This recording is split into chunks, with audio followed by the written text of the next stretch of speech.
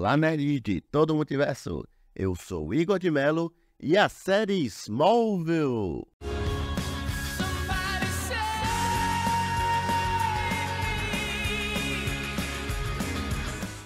ficou no ar em 2001 a 2011 e ajudou a redefinir o gênero de super-heróis, contando a história do homem que virou super-homem. E por muitos anos, a série foi a única de super-heróis na TV.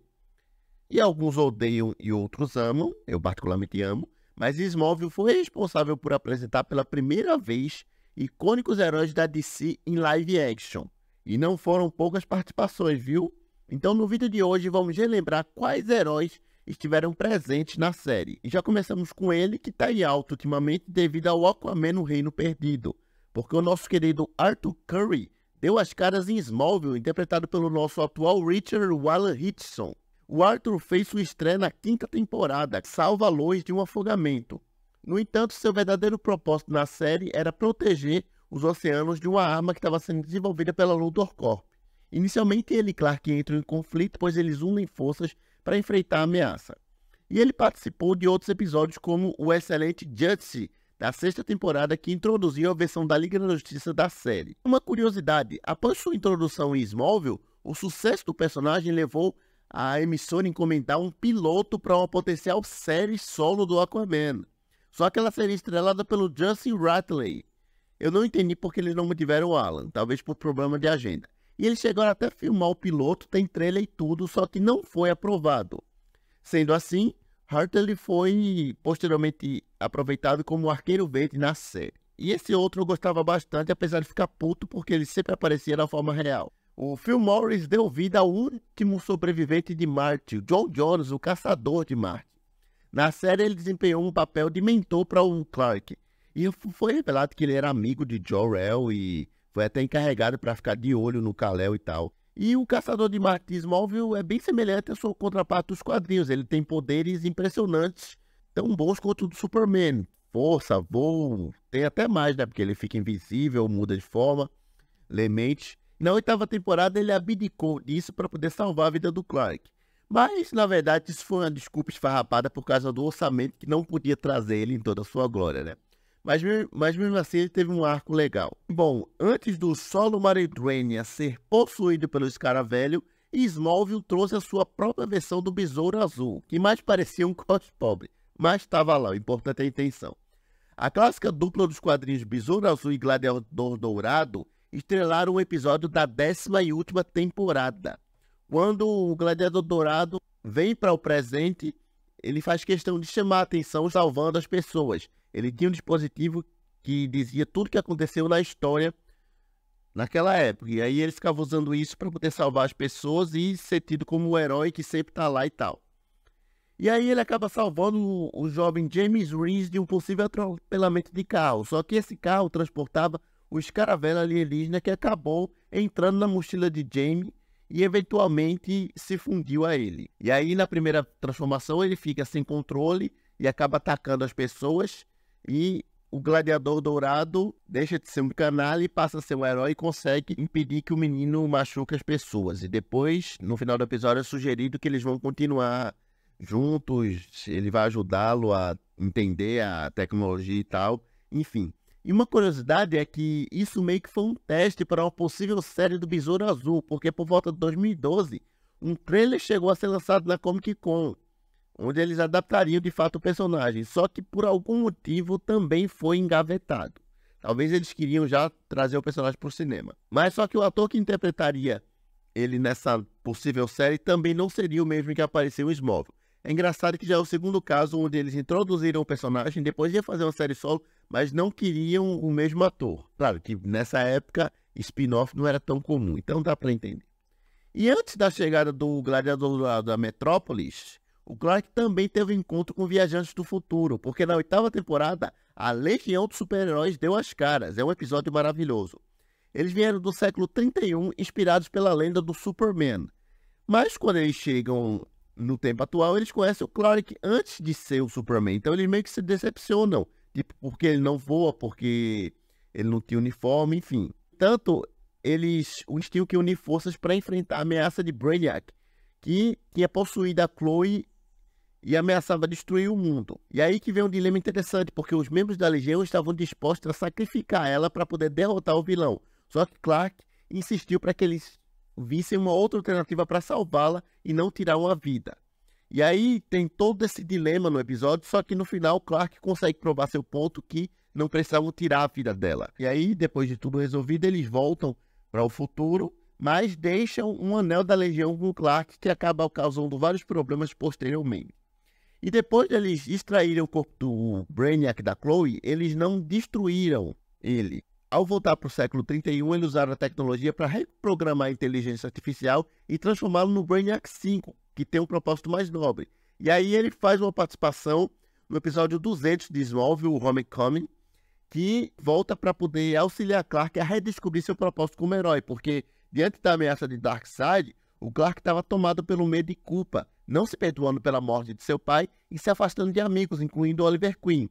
Só que o Brainiac viaja no tempo, mostrando vários momentos da vida de Clark para uma outra perspectiva, revelando quantos amigos dependiam dele, e ele acaba indo sem querer para o futuro, testemunhando seu destino como Superman. E isso traz uma nova perspectiva para o Clark, que aí decide depois contar o segredo dele para a Lois e tal, e isso ajuda ele a, de fato, ir se aceitando como Superman. E agora, indo para o lado mágico da DC, a Zatanna deu as caras também, interpretada por Serinda Swan.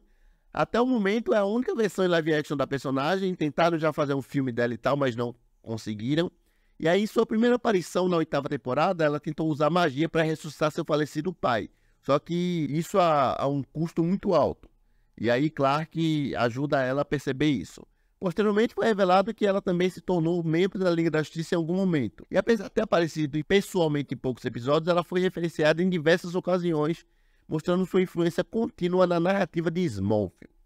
E também do lado místico nós temos o Doutor Destino, que foi introduzido nos excelentes episódios Absolute Justice. Foi um especial para apresentar a Sociedade da Justiça da América. E poucos personagens da DC têm tanta aura de mistério nos quadrinhos quanto o Doutor Destino. E eles mantiveram bastante disso em sua aparição na série. O uniforme do personagem é bem fiel e a atuação do ator Brent Stride foi maravilhosa. Porque na série, o Kent Nelson se uniu ao Capacete Nabu e se tornou Doutor Destino e combatiu o crime junto com a Sociedade da Justiça da América. Só que o governo passou a caçar esses heróis, prender todo mundo. Com isso, Nelson retirou o capacete e voltou sua identidade normal. No entanto, a exposição prolongada de anos a anos com aquele capacete afetou sua mente, fazendo com que ele ficasse meio biruta.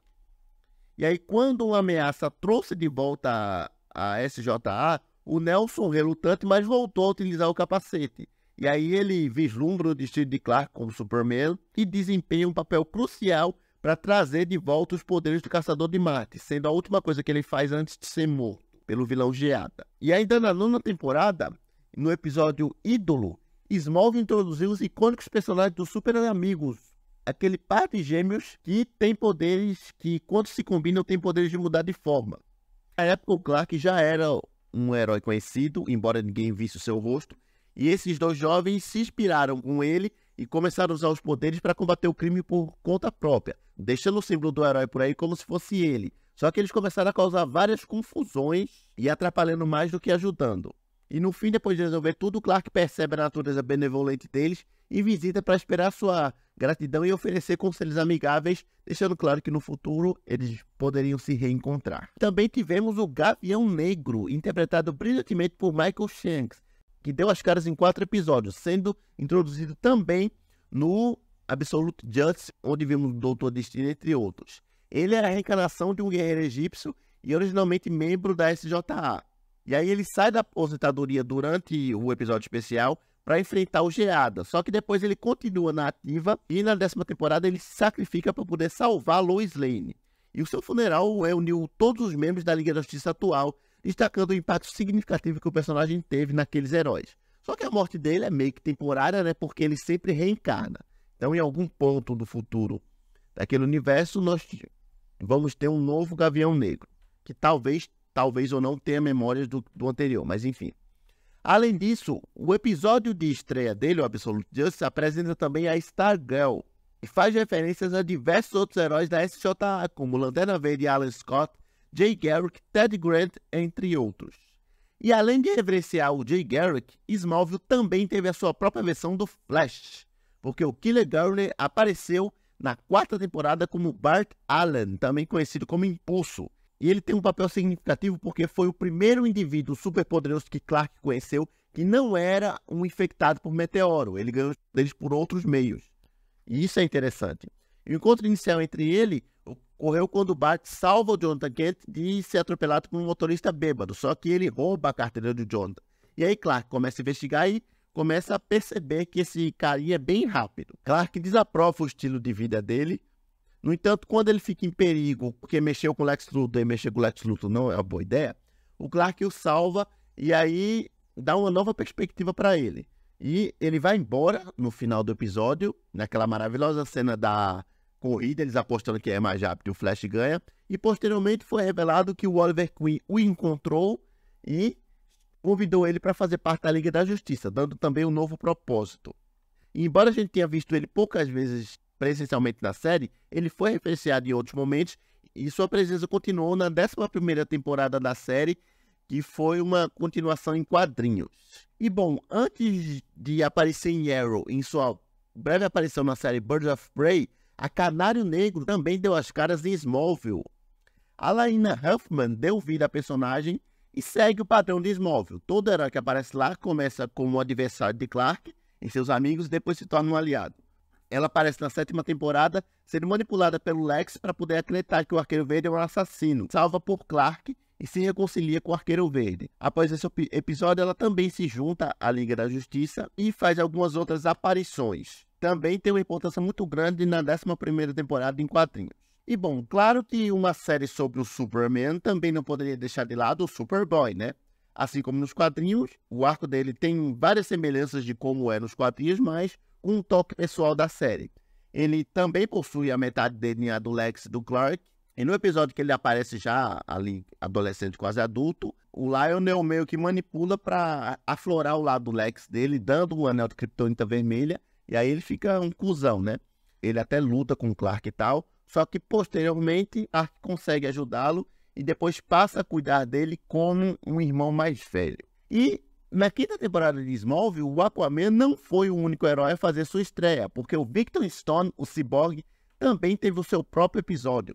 Semelhante à sua contraparte dos quadrinhos, o Cyborg da série foi salvo da morte por meio de experimentos que transformaram ele em metade homem e metade máquina. Só por questões de orçamento também, a parte máquina não era vista, ele tinha uma aparência normal. A parte máquina dele era interna. E após Clark ajudá-lo, ele vai embora e posteriormente é encontrado por Oliver, que oferece uma oportunidade a ele se juntar à Liga da Justiça. E aí ele tem um propósito renovado. E assim, eu não falei aqui do Arqueiro Verde, por exemplo, porque a ideia é falar mais das participações especiais. E ele não era uma participação especial. Ele foi na 6ª temporada, só que depois ele virou um membro regular. Eu vou ficando por aqui, mas lembrando a vocês que agora o Projeção Nerd tem Pix. Então, se você quiser contribuir com qualquer valor aqui para o canal, para ajudar a gente a continuar produzindo mais e mais conteúdo, o QR Code vai estar aparecendo aí na tela para vocês ajudarem aqui o Projeção Nerd. Desde já eu agradeço e eu vou ficando por aqui. Valeu!